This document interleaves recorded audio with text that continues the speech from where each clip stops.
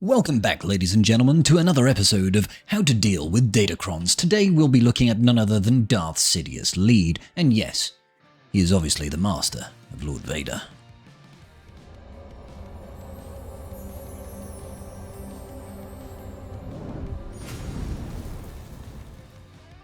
I know, I did a video yesterday on doing counters to Lord Vader, but then today I found another one. And I would just love to see the expression on my opponent's face when he sees that his galactic legend Lord Vader lost to a Sidious lead. It would just be beautiful. Okay, so let's take a look at why this works. Under Sidious's leadership, we're gaining additional crit chance, we're gaining crit damage, but most importantly, whenever we score a critical hit, we're going to be stacking 2% offense. Now, this sort of replicates Piet's unique with Emperor's Trap. That gives you 8% stacking offense every time you take a turn, essentially.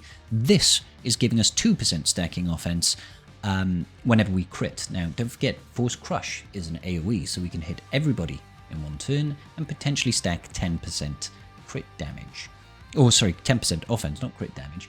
And that's useful in some scenarios and some not. The only thing that really messes with this is obviously if you can't outspeed their maul, and the second thing that can get in the way is if they've got particularly high dodge. With a particularly high dodge, you might not land the crushes, you might not be able to reset your cooldowns, so try and get some physical accuracy on your Datacron as well.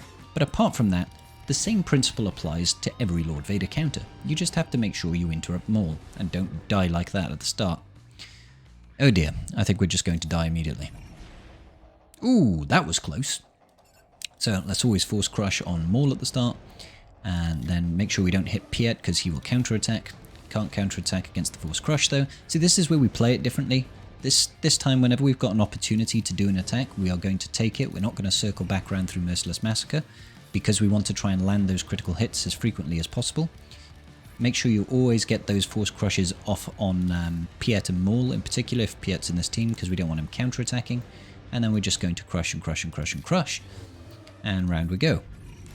Let's go. Now this guy does have about 50%, I want to say, 50% physical, 50% dodge more or less, but I've got about 25% accuracy. So it kind of offsets somewhat. So the idea is every single time we're critting, which is basically every time, because Vader has got a lot of additional crit chance when he's in Merciless Massacre. I think he gains 50% crit chance or so. It means we're going to be stacking offense, we're going to be hitting harder and harder, and of course the big hit comes with the Culling Blade, and that one's going to be the real pièce de résistance. Here I'm not going to attack Vader, so I don't want to bring him down to death too quickly. Again, make sure you get the crushes on Piet and Maul. Let's go ahead and get that last one on Vader then. Oh, well, we can just keep on crushing. Whenever we've got the opportunity to use the Force Crush, we should use it because that's multiple hits, that's multiple stacks of stacking damage. So gain the offense, we'll just basic here. I'll gain the offense, lovely jubbly. Just a basic here, and back round. Once again, we'll land this here. I'll land this here. Get the basic over here. Land this here. We are slowly getting to the point where these enemies are getting hurt. We'll just basic you. Not going to basic you. Basic you. We'll get that Force Crush going again. Now, obviously, you do want to make sure that you don't bring the enemy Lord Vader below 80% max health, because if you do that, you won't be able to crit him with your Culling Blade, and that's not a good time for anybody. You want to make sure that you do get that crit. So let's just crush again. Crush here. That's fine because he recovered. Let's just basic on Royal Guard now. Or let's just miss Royal Guard, that also works.